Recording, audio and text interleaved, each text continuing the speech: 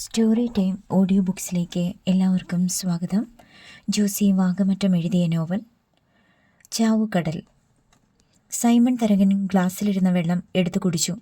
എൽസമ്മ ഭർത്താവിനെയും മകനെയും മാറി മാറി നോക്കിക്കൊണ്ടിരുന്നു. അവൻ ഡാഡിയുടെ മോനാണോ? ജന്മബന്ധങ്ങളുടെ പൊരുളും കർമ്മബന്ധങ്ങളുടെ നൂലാമാലകളും അറിയാതെ ഡാൻഡസ് ചോദിച്ചു. ആര് പറഞ്ഞു ആണെന്ന്? സൈമൺ തരകന്റെ ദേഷ്യപ്രകടനം ഡാൻഡസിനെ സംബന്ധിച്ചിടത്തോളം അർത്ഥശൂന്യമായിരുന്നു. എന്തിനാണ് തന്നോട് ദേഷ്യപ്പെടുന്നതെന്ന് അവന് മനസ്സിലായില്ല. അവൻ പറഞ്ഞല്ലോ ശൗര്യക്കുട്ടി അവന്റെ അപ്പനും സൈമൺ തരകനാണെന്ന്. അത് ഞാനാണോടാ? സൈമൺ തരകൻ കയർത്തു. എന്റെ പേരുള്ള വേറൊരുത്തൻ ഈ കടപ്പുറത്തുണ്ടായിരിക്കും. തോമസ് എന്ന് പേരുള്ള എത്ര പേരുണ്ട്? വർഗീസ് എന്ന് പേരുള്ള എത്ര പേരുണ്ട്? അതുപോലെ സൈമൺ തരകനെന്നും പേരുള്ള ഏതെങ്കിലും ഒരലവരാതി ഉണ്ടായിരിക്കും. ഈ ചെല്ലിക്കടപ്പുറത്ത് ഞാൻ ഒരാളിന്റെ പേര് മാത്രമേ കേട്ടിട്ടുള്ളൂ, സൈമൺ തരകന്. എൽസമ്മ കിട്ടിയ അവസരം പാഴാക്കിയില്ല. നിനക്കറിയാവോ, ഈ കടപ്പുറത്തെ എല്ലാ ആളുകളെയും ചിലപ്പം വേറെ കടപ്പുറത്തുനിന്ന് വന്ന തെണ്ടിച്ചക്കനായിരിക്കും. സൈമൺ തരകൻ ഭാര്യയോട് തട്ടിക്കയറി. സൈമൺ തരകൻ എന്നു പേരുള്ള ഒരുത്തൻ്റെ മകൻ വെറും തെണ്ടിയായിരിക്കുമെന്ന് എനിക്ക് തോന്നുന്നില്ല. അവനെ ഞാനൊന്ന് കാണട്ടെ. ഏത് സൈമൺ തരകനാടാ നിന്റെ തന്ത എന്ന് ചോദിച്ചിട്ടേ ഉള്ളൂ. നിങ്ങളുടെ മുഖത്തേക്ക് അവൻ വിരല് ചൂണ്ടിയാലോ? എൻ്റെ മുഖത്തേക്കാ? ഒറ്റയടിയേ സൈമൺ തരകൻ അടിക്കത്തുള്ളൂ. അവൻ്റെ തലച്ചോറ് കടപ്പുറത്ത് ചെതറും. വേണ്ട, വേണ്ടാതീനത്തിന് പോകണ്ട. അതിപ്പം വേലിയിലിരിക്കുന്ന പാമ്പ. അതിനെ എടുത്ത് കഴുത്തിലോട്ട് ചുറ്റണ്ട.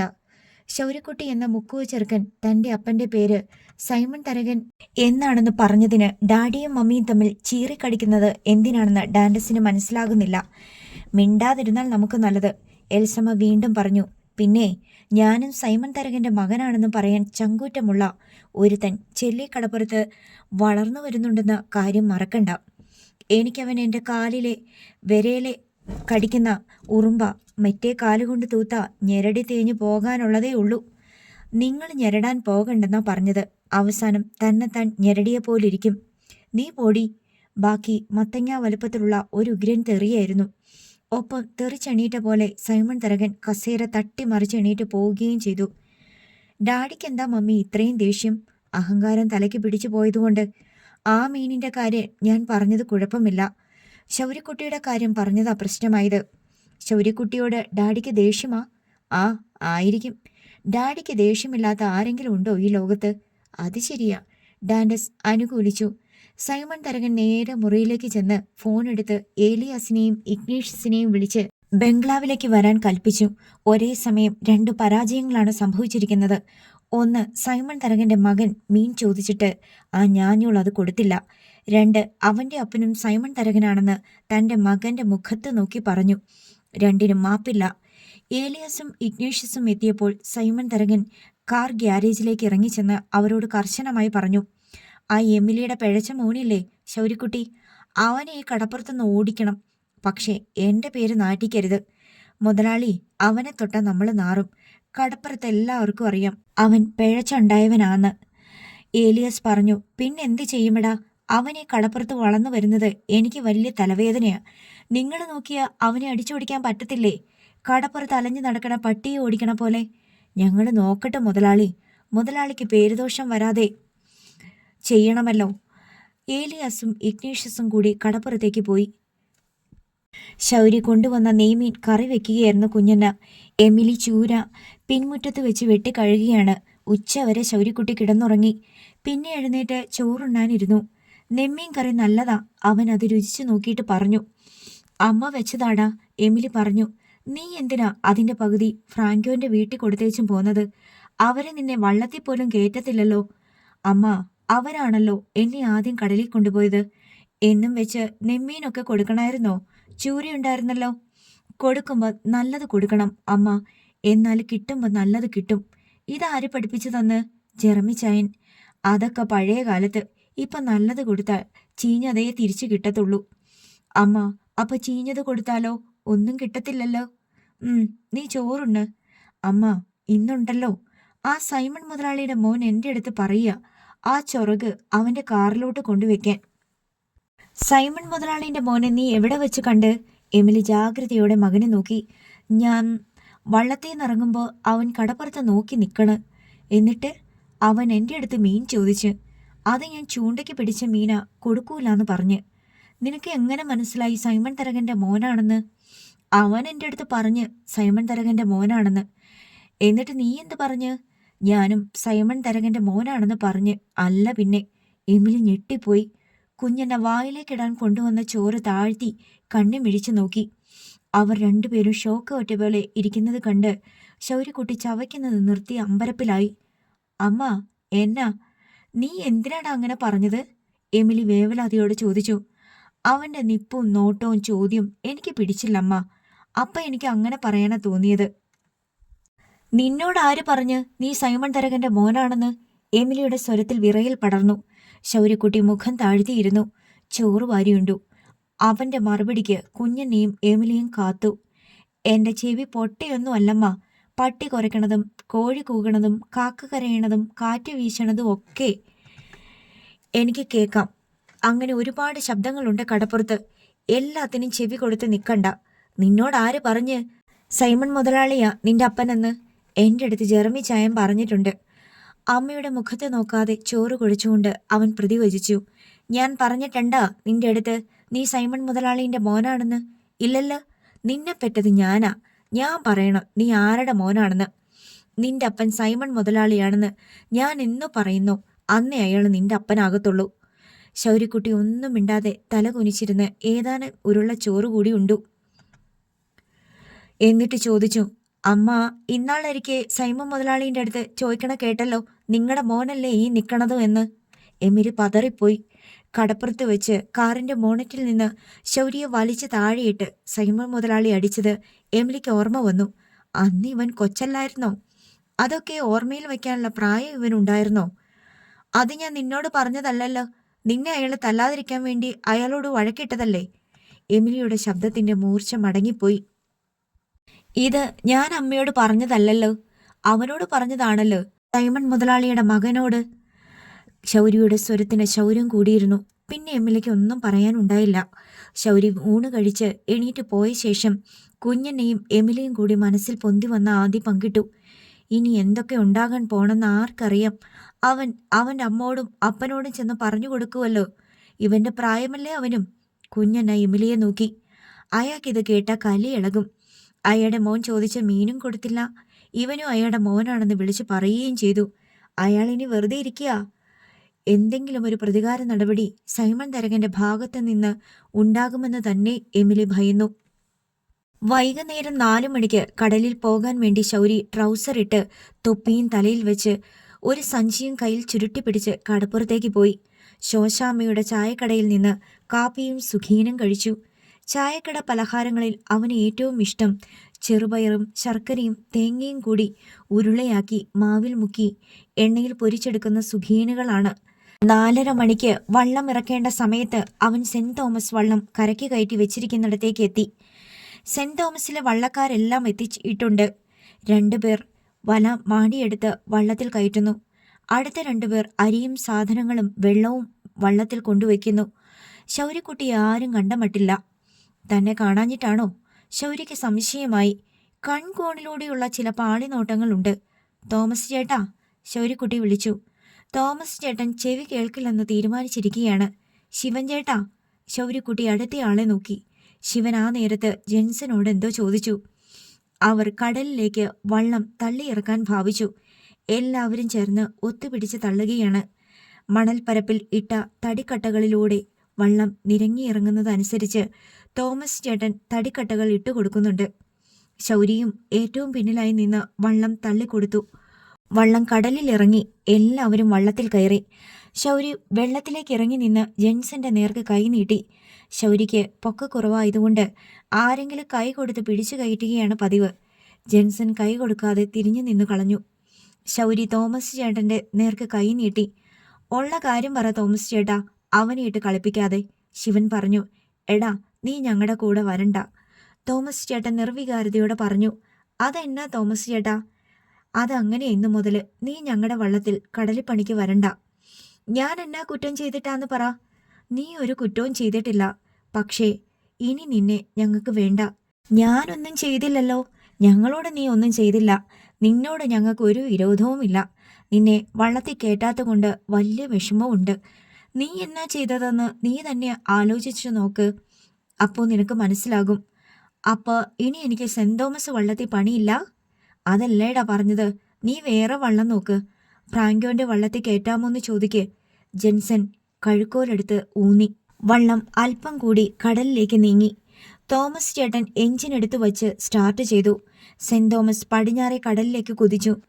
ശൗര്യക്കുട്ടി മുട്ടൊപ്പം വെള്ളത്തിൽ നിസ്സഹായനായി നോക്കി നിന്നു. അവന്റെ കണ്ണിൽ നിന്ന് വളരെ വേഗം സെന്റ് തോമസ് മറഞ്ഞു. അത് കടലിൽ അലയുന്ന അനേകം വള്ളങ്ങൾക്കിടയിൽ തിരിച്ചറിയാൻ പറ്റാതായി. ഇത്തിരി വലിയൊരു തിര പൊന്തി വന്ന് അവന്റെ വയറ്റത്തിടിച്ചു. നീ ഇനി എന്തിനിവിടെ നിൽക്കുന്നു? കേറിപ്പോ. അവൻ ഉടുപ്പും ട്രൗസറും നനഞ്ഞ് അതേ നിൽപ്പു തുടർന്നു. സന്ധ്യ മയങ്ങിയ നേരത്ത് ശൗര്യക്കുട്ടി വിഷാദഗ്രസ്തനായി വീട്ടിലേക്ക് തിരികെ വരുന്നത് കണ്ട് എമിലിയും കുഞ്ഞനെയും ആശ്ചര്യപ്പെട്ടു. ഇന്ന് വള്ളം കടലിൽ പോയില്ലേ ശൗര്യക്കുട്ടിയെ? എമിലി ചോദിച്ചു.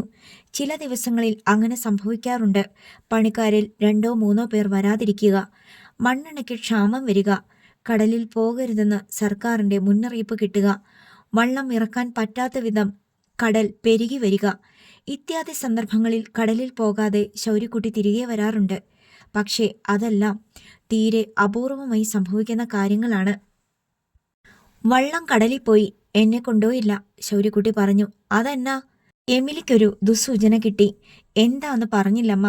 സെന്റ് തോമസില് ഇനി എനിക്ക് പണിയില്ലെന്ന് പറഞ്ഞ്. എമിലിക്ക് ഉദ്യോഗമായി. അതെന്താണെടാ അങ്ങനെ പറഞ്ഞത്? നീ വല്ല തെറ്റും ചെയ്തോ? ചോദിക്കാൻ മേലായിരുന്നോ നിനക്ക് അവരോട്? ഞാൻ ചോദിച്ചമ്മ, അവരൊന്നും പറയണില്ല. എന്നെ ഇനി വേണ്ടാന്ന്. എന്നാ കാര്യന്ന് ഞാൻ തന്നെ ആലോചിച്ചു നോക്കാൻ. അവരോടാരോടും നീ മോശമായിട്ട് പെരുമാറിയില്ലല്ലോ?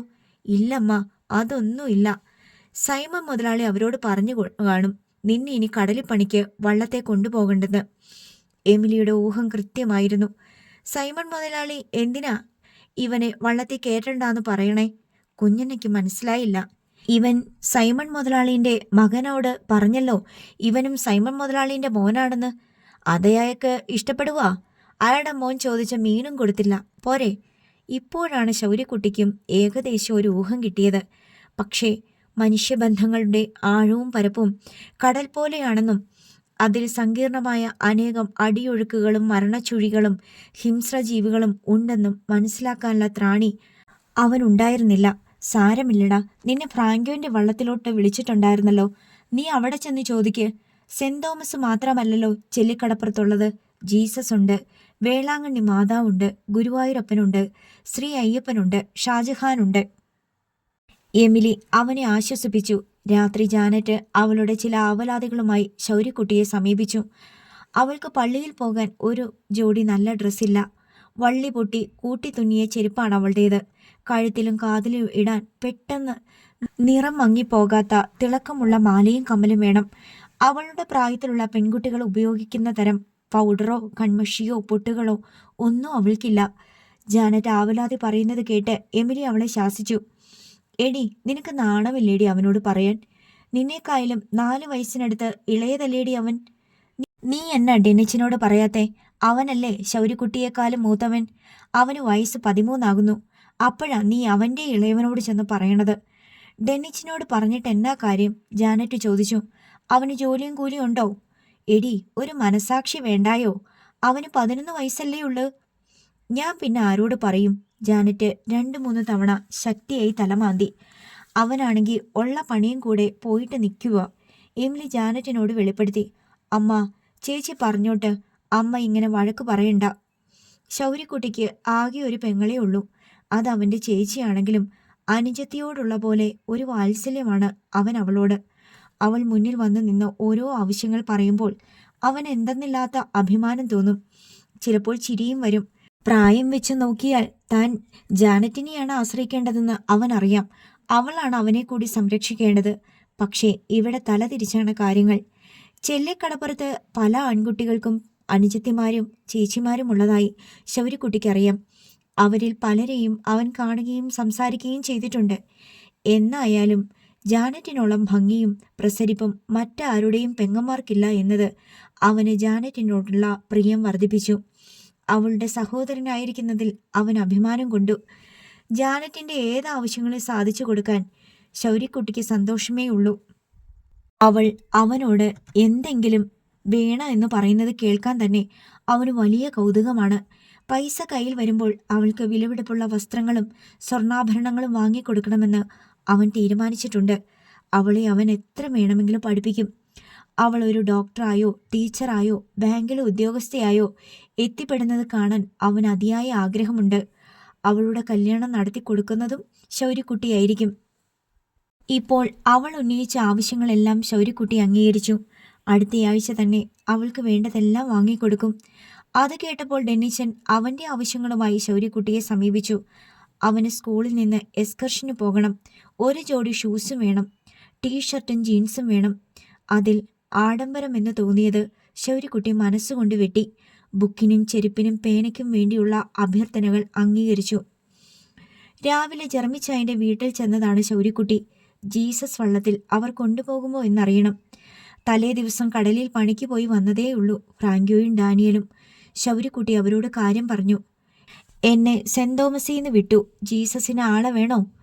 നിന്നെ എന്നത്തിനാടാ സെന്റ് തോമസിന്ന് വിട്ടത്? ഡാനിയൽ ചോദിച്ചു. എനിക്കറിഞ്ഞുകൂടാ. ഞാനും ചോദിച്ചിട്ട് ആരും ഒന്നും പറയുന്നില്ല. ഞാനൊന്ന് ചോദിച്ചിട്ട് നാളെ പറയാം, ഫ്രാങ്കോ പറഞ്ഞു വെച്ചു. പിറ്റേന്ന് വീണ്ടും ശൗര്യക്കുട്ടി ജെറമിച്ചായൻ്റെ വീട്ടിൽ വന്നു. അപ്പോൾ ഡാനിയൽ അവനോട് പറഞ്ഞു, സൈമൺ മുതലാളി പറഞ്ഞിട്ടാ നിന്നെ സെന്റ് തോമസിന്ന് വിട്ടത്. നീ ഞങ്ങളുടെ വള്ളത്തെ കൂടിക്കോ. പക്ഷെ ഒരു കാര്യം, സൈമൺ മുതലാളി പറഞ്ഞ ഞങ്ങൾ നിന്നെ കൈയൊഴിയും. സൈമൺ മുതലാളിയാണടാ ജീസസിൻ്റെയും തരകൻ. മുതലാളി പറഞ്ഞാൽ നമുക്ക് കേൾക്കാതിരിക്കാൻ പറ്റുമോ?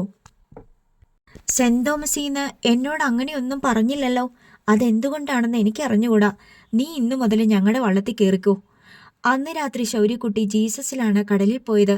വാസ്തവത്തിൽ ഫ്രാങ്കോയുടെയോ ഡാനിയലിൻ്റെയോ ഔദാര്യമായിരുന്നില്ല അത്.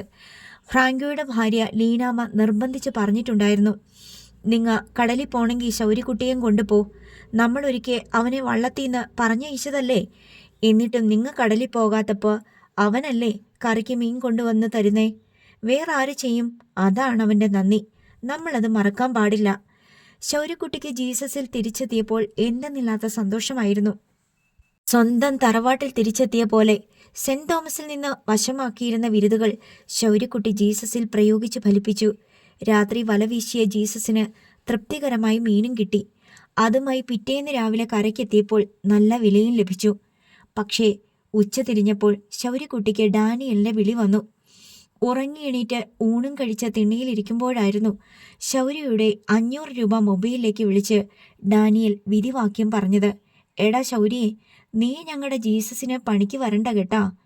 ജീസസ് കടലിൽ പണിക്ക് പോണെങ്കിൽ നീ ഇല്ലാണ്ട് വള്ളം ഇറക്കണമെന്നാ. നിനക്ക് തരാനുള്ള പൈസ അങ്ങോട്ട് എത്തിച്ചു തന്നേക്കാം.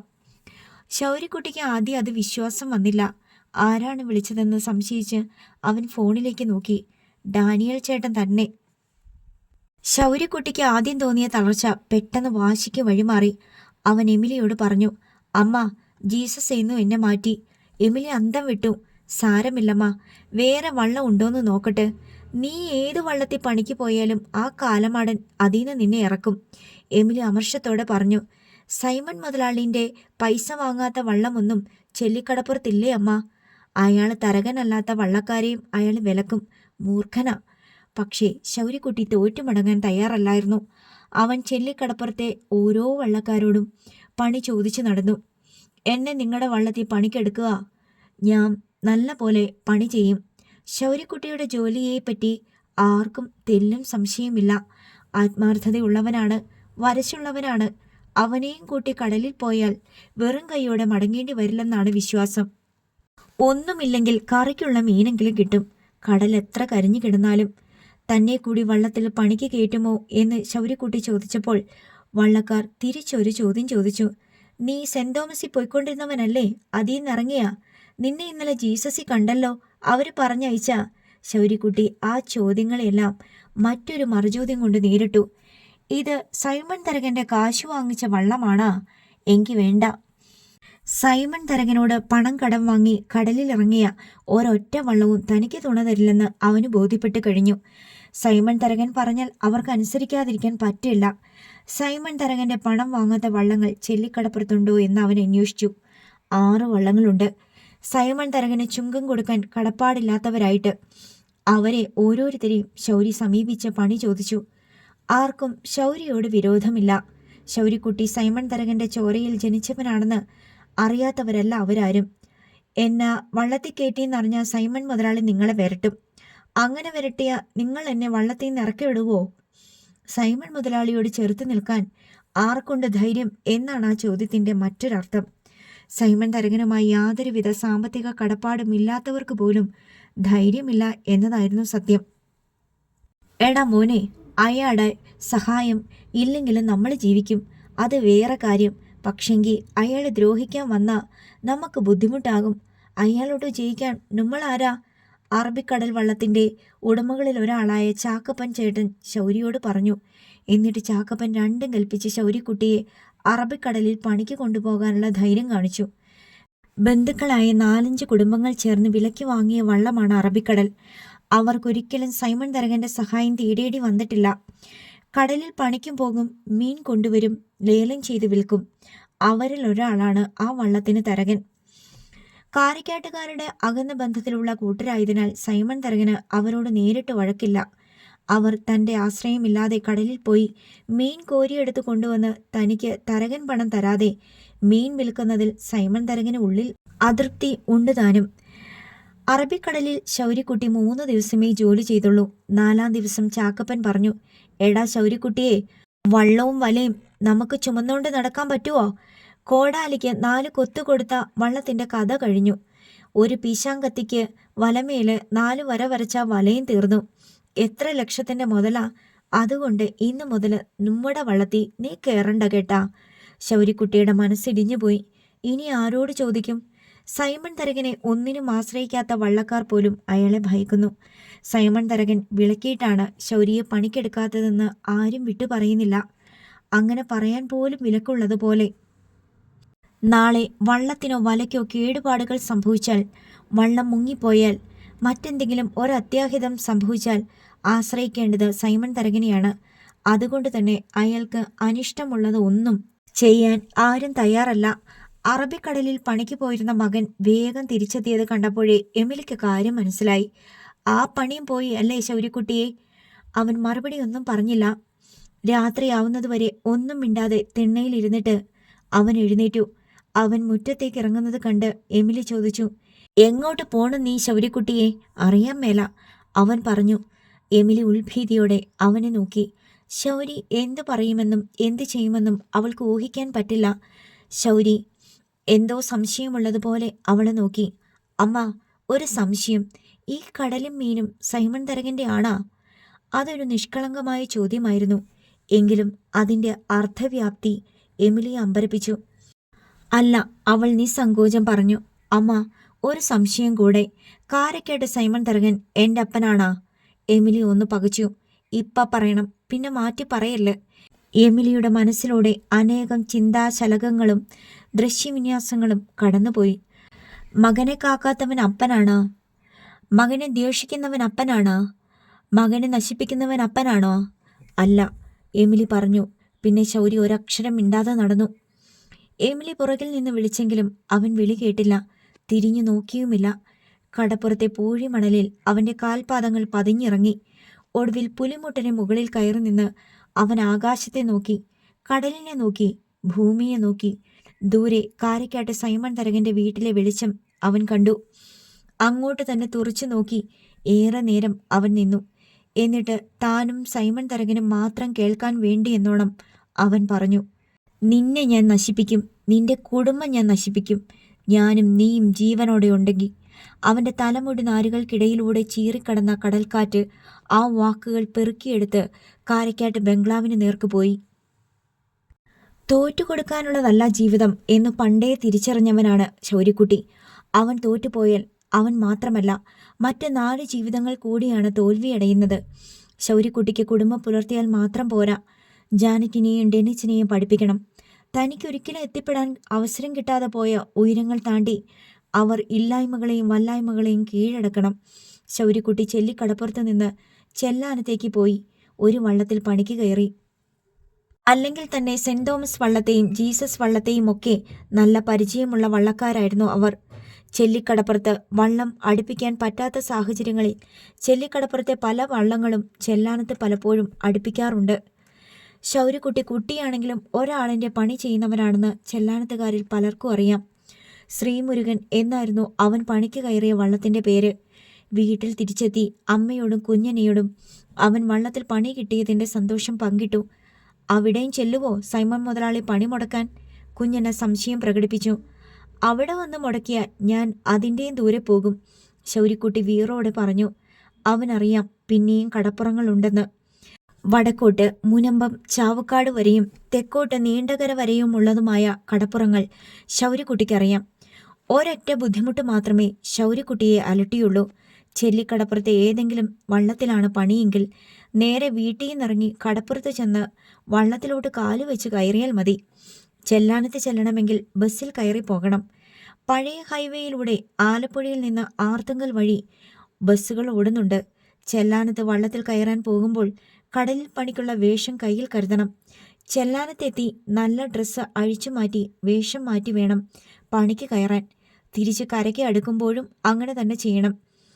ഉച്ച തിരിഞ്ഞ നേരത്ത് ശൗര്യക്കുട്ടി ചെല്ലാനത്ത് പോകാനിറങ്ങി. അമ്മ പോയിട്ട് വരാം, അവൻ എമിലിയോട് പറഞ്ഞു. മടൽ വെട്ടിക്കീറിക്കൊണ്ട് മുറ്റത്തിനരികെ നിന്ന കുഞ്ഞനയോടും അവൻ പറഞ്ഞു.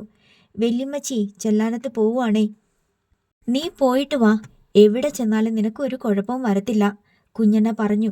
ആ വാക്കുകളിൽ അവരുടെ ആഗ്രഹവും ആ കുടുംബത്തിൻ്റെ ആവശ്യങ്ങളും മാത്രമല്ല അവരുടെ അനുഗ്രഹവും കൂടിയുണ്ടായിരുന്നു.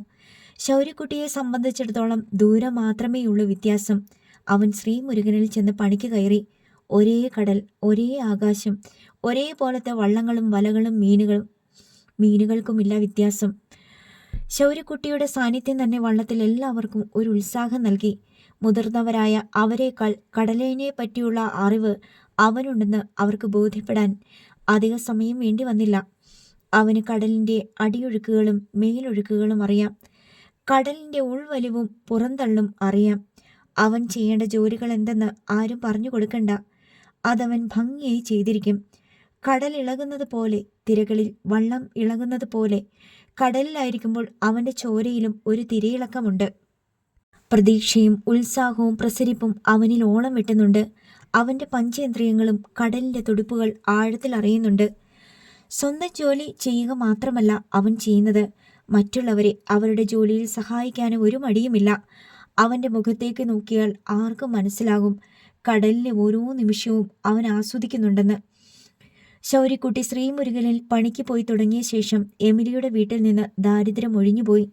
പഠിക്കുന്ന ജാനറ്റിൻ്റെയും ഡെന്നിച്ചിൻ്റെയും ആവശ്യങ്ങൾ നിറവേറി.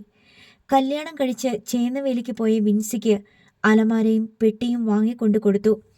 ചെല്ലാനത്ത് പണിക്ക് പോകുമ്പോഴും ശൗര്യക്കുട്ടിയുടെ ഉദാര മനസ്ഥിതിക്ക് കാര്യമായ മാറ്റമൊന്നും സംഭവിച്ചിരുന്നില്ല. കൂടുതൽ മീൻ കിട്ടുമ്പോൾ അവൻ ആ സമൃദ്ധിയിൽ നിന്ന് അയൽക്കാർക്ക് കൂടി ദാനം നൽകി. നല്ല മീൻ കിട്ടുമ്പോൾ അതിൽ നിന്ന് ഒരു ഓഹരി ജെറമി ചായൻ്റെ വീട്ടിലും കൊടുത്തു പോന്നു. ഗർഭിണിയായിരുന്ന വിൻസി 7-ാം മാസത്തിൽ പ്രസവത്തിനായി ചെല്ലിക്കടപ്പുറത്തെ വീട്ടിലെത്തി. അവളുടെ പ്രസവവും പ്രസവാനന്തര ശുശ്രൂഷയും ശൗര്യക്കുട്ടിയുടെ ചുമലിലായി. ഓലമെടഞ്ഞും കയറ് പിരിച്ചും കുറച്ച് പൈസയൊക്കെ എമിലിയും കുഞ്ഞനെയും കൂടി കരുതി വെച്ചെങ്കിലും അത് ഒന്നിനും തികയുമായിരുന്നില്ല. വിൻസി മാസം തികഞ്ഞ് ഒരാൺകുട്ടിയെ പ്രസവിച്ചു. ശൗര്യക്കുട്ടിക്ക് ജോലി ഭാരം കൂടി. എന്നിട്ടും അവൻ സന്തുഷ്ടനായിരുന്നു. വിൻസിക്കും കുഞ്ഞിനും വേണ്ട പരിചരണങ്ങൾക്കൊന്നിനും അവനൊരു കുറവും വരുത്തിയില്ല. വിൻസിയുടെ കുഞ്ഞിൻ്റെ മാമോദിസ ചേന്നവേലി പള്ളിയിൽ വെച്ചു നടന്നു. 2 മാസത്തോളം ചെല്ലിക്കടപ്പുറത്തെ വീട്ടിൽ താമസിച്ച ശേഷം വിൻസിയെയും കുഞ്ഞിനെയും എബിസന്റെ വീട്ടുകാർ വന്ന് കൂട്ടിക്കൊണ്ടുപോയി. ശൗര്യക്കുട്ടി കുഞ്ഞിൻ്റെ കഴുത്തിൽ സ്വർണ്ണ ചെയിനും വിരലിൽ മോതിരവും കയ്യിൽ ബ്രേസ്ലെറ്റും അരയിൽ അരഞ്ഞാണവും അണിയിച്ചാണ് അയച്ചത്. എല്ലാം കൂടി 2.5 പവൻ സ്വർണം. അത്രയൊന്നും വേണ്ടെന്ന് കുഞ്ഞൻ അവനോട് പറഞ്ഞതാണ്. 2 ഗ്രാമിൻ്റെ മോതിരവും കഴുത്തിലൊരു 1/2 പവൻ്റെ ചെയിനും അത്രയും മതിയായിരുന്നു എന്നാണ് കുഞ്ഞനയുടെ അഭിപ്രായം. പക്ഷേ ശൗര്യക്കുട്ടിക്ക് അതിത്തിരി കുറച്ചിലായി തോന്നി. വിൻസിയോടും കുഞ്ഞിനോടുമുള്ള സ്നേഹക്കൂടുതൽ കൊണ്ടല്ല, അവൻ കടമ നിറവേറ്റുകയാണ്. എമിലിക്ക് മാത്രം അറിയാം അതൊന്നും കടമ പോലുമല്ല, അവൻ്റെ മധുര പ്രതികാരം മാത്രമാണെന്ന്. ഒരിക്കൽ അവനെ ദ്വേഷിച്ചവളെ, വെറുത്തവളെ, അവന് ഭക്ഷണവും വസ്ത്രവും മരുന്നും പാർപ്പിടവും നിഷേധിച്ചവളെ അവൻ നാണം കെടുത്തുകയാണ്. ശൗര്യക്കുട്ടിയുടെ ഓരോ സഹായവും സ്വീകരിക്കുമ്പോൾ വിൻസിയുടെ തല താണു പോകുന്നു. അവളിൽ കുറ്റബോധവും ആത്മനിന്ദയും അങ്കുരിക്കുന്നു. അർഹിക്കാത്തതാണ് സ്വീകരിക്കുന്നതെന്ന ബോധത്തിൽ അഭിമാനം വ്രണതമാകുന്നു. പക്ഷേ സ്വീകരിച്ചേ മതിയാകൂ. ഭർത്താവിൻ്റെയും ഭർതൃബന്ധുക്കളുടെയും മുന്നിൽ തലയുയർത്തി നിൽക്കണമെങ്കിൽ, മനുഷ്യബന്ധങ്ങളുടെ സന്തുലിതാവസ്ഥ നിലനിർത്തണമെങ്കിൽ ഇത്തരം ചില അഭിമാനക്ഷതങ്ങൾക്കും ആത്മനിന്ദകൾക്കും ആശ്രിത മനസ്ഥിതിക്കും വിധേയയായേ പറ്റൂ. വിൻസിയുടെ കുഞ്ഞിന് വിൻസെൻ്റ് എന്ന് പേർ നിർദ്ദേശിച്ചതും ശൗര്യക്കുട്ടിയായിരുന്നു. അതെല്ലാവർക്കും സ്വീകാര്യമാവുകയും ചെയ്തു. ശൗര്യക്കുട്ടി 2 വർഷം തുടർച്ചയായി ശ്രീമുരുകൻ വള്ളത്തിൽ ജോലി ചെയ്തു. ജാനറ്റ് SLC പരീക്ഷ പാസ്സായി. ഡെന്നിച്ചൻ 9ാം ക്ലാസ് കടന്നുകൂടി. ജാനറ്റിനെ ശൗര്യക്കുട്ടിയുടെ ആഗ്രഹപ്രകാരം +2 ചേർത്തു. എമിലി സങ്കടത്തോടെ മകനോട് ചോദിച്ചു, നിന്നെക്കൊണ്ട് പഠിപ്പിക്കാൻ പറ്റുവോടാ വലിയ ഡിഗ്രിയൊക്കെ? നോക്കാം അമ്മ, ശൗര്യക്കുട്ടി പറഞ്ഞു. ഒരുപാട് കാശ് വേണ്ടേ? ചേച്ചി നല്ലപോലെ പഠിച്ചാൽ മതി. ഞാൻ പറയണത് 2 കൊല്ലം കഴിഞ്ഞ വല്ലവൻ്റെ കൂടെ കെട്ടിച്ചു വിടാന്നാണ്. ആ 2 വർഷം വെറുതെ നിൽക്കണ്ടല്ലോ, പഠിക്കുന്നെങ്കിൽ പഠിക്കട്ടെ. ജാനറ്റിന് പഠിക്കാൻ സന്തോഷമായിരുന്നു. ശൗര്യക്കുട്ടി ഉള്ളപ്പോൾ തൻ്റെ ഒരാഗ്രഹത്തിനും ഭംഗം വരില്ലെന്ന് അവൾ വിശ്വസിച്ചു. അത്ര മതിപ്പും ബഹുമാനവും അവൾക്ക് ശൗര്യക്കുട്ടിയോടുണ്ട്. അവളുടെ നേരെ ഇളയവനായ ഡെന്നിച്ചനെ അവൾ ദേഷ്യം വരുമ്പോൾ എടാ പോടാ പട്ടി എന്നെല്ലാം വിളിക്കും. എന്നാൽ ഡെന്നിച്ചനേക്കാളും ഇളയവനായ ശൗര്യക്കുട്ടിയെ അവൾ എടാ എന്ന് പോലും വിളിക്കില്ല. ശൗര്യക്കുട്ടിയെ എന്ന് വിളിക്കുമ്പോൾ ആ വിളിയുടെ ഈണവും മാധുര്യവും ഒന്ന് വേറെ തന്നെയാണ്. കാരിക്കാട്ട് ബംഗ്ലാവ് തോരണങ്ങൾ കൊണ്ടും വൈദ്യുത ദീപാലങ്കാരങ്ങൾ കൊണ്ടും പ്രശോഭിതമായ രാത്രി. ഡാനസിൻ്റെ 13ാം പിറന്നാളാണ് ഇന്ന്. സൈമൺ തരകൻ തൻ്റെ സാമന്തന്മാരെയും ബന്ധുജനങ്ങളെയും സുഹൃത്തുക്കളെയും ക്ഷണിച്ചിട്ടുണ്ട്. കാറുകൾ വന്നുകൊണ്ടേയിരിക്കുന്നു. സൈമൺ തരകൻ്റെ സ്വകാര്യ ബാറിൽ മദ്യസൽക്കാരം പൊടിപൊടിക്കുന്നു. പുൽത്തകിടിയിലാണ് സദ്യ സൽക്കാരം ഒരുക്കിയിരുന്നതെങ്കിലും മാനത്ത് കാറും കോളും കണ്ടതിനാൽ അത് ഡൈനിങ് ഹാളിലേക്ക് മാറ്റി. നാനാതരം മത്സ്യമാംസ വിഭവങ്ങളാൽ സമൃദ്ധമാണ് തീന്മേശ. ബിരിയാണി, ഫ്രൈഡ് റൈസ്, പൊറോട്ട, ചപ്പാത്തി, പാലപ്പം, കപ്പ തുടങ്ങിയ വിഭവങ്ങളുമുണ്ട്. എല്ലാ വർഷവും സൈമൺ തരകൻ തൻ്റെ മക്കളുടെ പിറന്നാൾ ആഡംബരത്തോടെ ആഘോഷിക്കാറുള്ളതിനാൽ ഈ ആഘോഷത്തിനും പ്രത്യേകിച്ച് പുതുമകളൊന്നുമില്ല. നാട്ടുകാരുടെയും അസൂയാലുക്കളുടെയും ഭാഷയിൽ പറഞ്ഞാൽ പാവപ്പെട്ട മത്സ്യത്തൊഴിലാളികളുടെ ചോരയും നീരും പിഴിഞ്ഞെടുത്ത് വിറ്റ കാശ് ദൂർത്തടിച്ച് നശിപ്പിക്കുന്നു. VIP വിഭാഗത്തിൽപ്പെട്ട അതിഥികളോടൊപ്പം സൈമൺ തരകൻ ടെറസിൽ മദ്യപിച്ചുകൊണ്ടിരിക്കെ കേക്ക് മുറിക്കേണ്ട സമയമായി എന്ന് എൽസമ്മ അറിയിച്ചു. അടുത്ത ഭാഗം നാളെ.